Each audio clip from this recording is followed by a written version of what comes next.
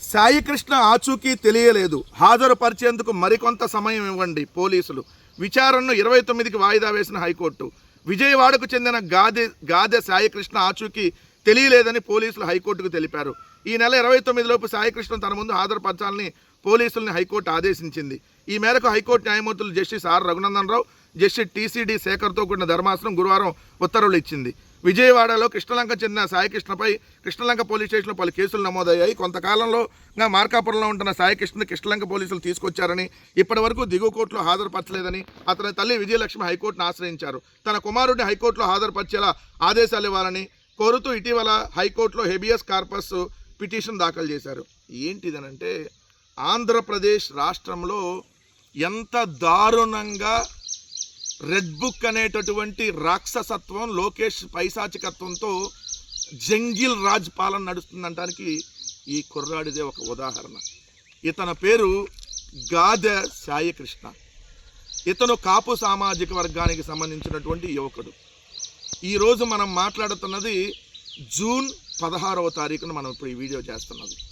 ఇతన్ని పోలీసులు మే 9, 10 తారీఖులు subject to the correction, ఆ 2 రోజుల్లో ఒకరోజు ఆయన్ని పోలీసులు మార్కాపురం నుంచి విజయవాడలోని కృష్ణలంక పోలీస్ స్టేషన్కి తీసుకొని వచ్చారు.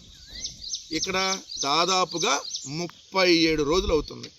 37 రోజుల క్రితం కాపు సామాజిక వర్గానికి, జనసేనలోకి పవన్ కళ్యాణ్కి అభిమానంగా ఉండేటటువంటి ఒక వ్యక్తిని, ఒక కుర్రవాడిని విజయవాడలోని కృష్ణలంక పోలీసులు తీసుకొని వచ్చి 37 రోజులైంది.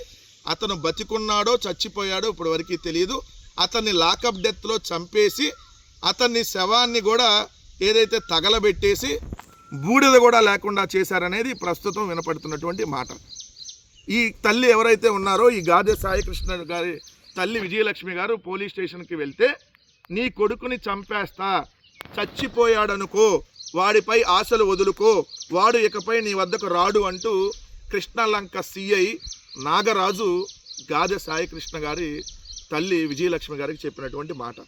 అంటే పోలీసులు ఆల్రెడీ గాదె సాయికృష్ణని చంపేసి శవాన్ని కూడా తగలబెట్టి బూడిద కూడా కనపడకుండా చేశారు.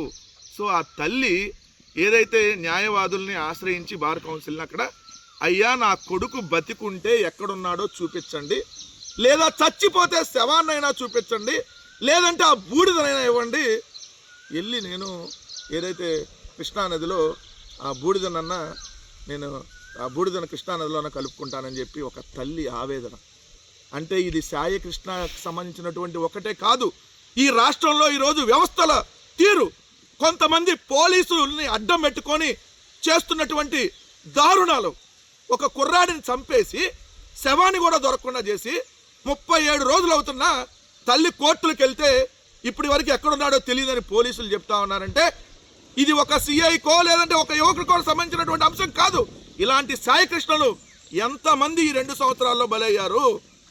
బయటకు రాని అంశాలన్నీ, ₹1 కోటి ఇస్తాం, మీరు మాట్లాడొద్దు, కేసును విత్డ్రా చేసుకోండి అని చెప్పి సాయికృష్ణ తల్లి గారికి ఆఫర్ చేసినటువంటి వాళ్ళు ఎవరు?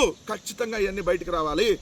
ఆ సిఐ నాగరాజు అనేవాడిని ఖచ్చితంగా న్యాయస్థానాల ముందు నిలబెట్టి ఇలాంటి దారుణాలు ఇంకా జరగకుండా, మరొక పోలీస్ అధికారి ఇలాంటి దారుణాలు దాష్టికాలు చేయకుండా ఖచ్చితంగా చర్యలు తీసుకోవాలి.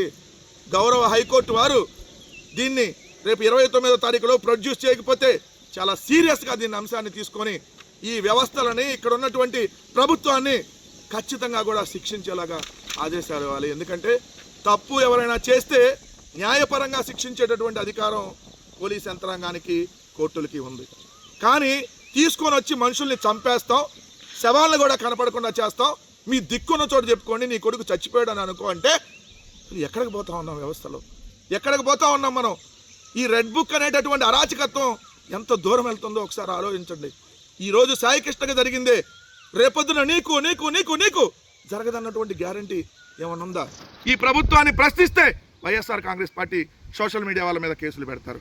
ఈ ప్రభుత్వాన్ని ప్రశ్నించేందుకు వైఎస్ఆర్ కాంగ్రెస్ పార్టీ నాయకుల మీద కేసులు పెడతారు. ఈ ప్రభుత్వాన్ని ప్రశ్నిస్తే నా మీద కూడా కేసులు పెట్టి నన్ను అరెస్ట్ చేసినటువంటి పరిస్థితి, న్యాయస్థానం నాకు బెయిల్ ఇచ్చినటువంటి పరిస్థితి. ఈ ప్రభుత్వాన్ని ప్రశ్నిస్తే జనసేన వాళ్ళ మీద కేసులు పెడతారు. ఈ ప్రభుత్వాన్ని ప్రశ్నిస్తే తెలుగుదేశం వాళ్ళ ఇళ్ళకెళ్ళి కూడా తెలుగుదేశం వాళ్ళే దాడులు చేస్తున్నటువంటి పరిస్థితి నిన్న దెందులూరులో మనం చూసాం. అంటే అసలు ఆంధ్రప్రదేశ్లో ఎంత దారుణమైనటువంటి పరిస్థితులు ఉన్నాయంటానికి ఈ సాయి కృష్ణతో పాటు అనేక సంఘటనల ఉదాహరణ. 10 రోజులైంది తునిలో అమ్మాయి ఎవరైతే చిన్నపిల్ల తప్పిపోయి ఏమైందో ఇప్పటివరకు తెలియదు. 10 రోజులైనా కనిపెట్టలేనటువంటి దారుణమైనటువంటి స్థితిలో వ్యవస్థలు ఉన్నాయి. ఇంకోటి చూస్తే 23 నెలల క్రితం నంద్యాల జిల్లా మచ్చుమర్రిలో అమ్మాయిని అత్యాచారం చేసి హత్య చేస్తే 9 ఏళ్ల బాలికని ఇప్పటివరకు శవం దొరకల. ఇలాంటి సంఘటనలు కోకొల్లలో నడి రోడ్డు మీద రషీద్ని నరికి చంపుతారు. సుబ్బారాయుడని వైఎస్ఆర్ కాంగ్రెస్ పార్టీ నాయకుడిని నంద్యాల జిల్లాలో పోలీసుల సమక్షంలోనే నరికి చంపుతారు. ఇలాంటి సంఘటనలు కోకొల్లలో. తెలుగుదేశం పార్టీ నాయకుడిని తెలుగుదేశం పార్టీ వాళ్ళే వీరయ్య చౌదరిని ఏదైతే 52 కత్తిపోట్లు పడిచి చంపినటువంటి పరిస్థితులు. ఇలా చెప్పుకుంటా పోతే ప్రతిరోజు ఈ రాష్ట్రంలో జరుగుతున్నటువంటి దాష్టికాలు, దీనికి అంతు పొద్దు లేకుండా ఇష్టం వచ్చినట్టుగా ఏదైతే మద్దతు తెలుపుతున్నటువంటి పత్రికలు, ఖచ్చితంగా ఇది ఇలా ముందుకు పోతే ఆంధ్రప్రదేశ్ రాష్ట్రం వల్లకాడయ్యేటటువంటి పరిస్థితి ఉంది. ప్రజలు కూడా దయచేసి ఆలోచించి ఎక్కడికక్కడ సంఘటనలు జరిగినప్పుడు రియాక్ట్ అవ్వమని చెప్పి కోరుతా ఉన్నా.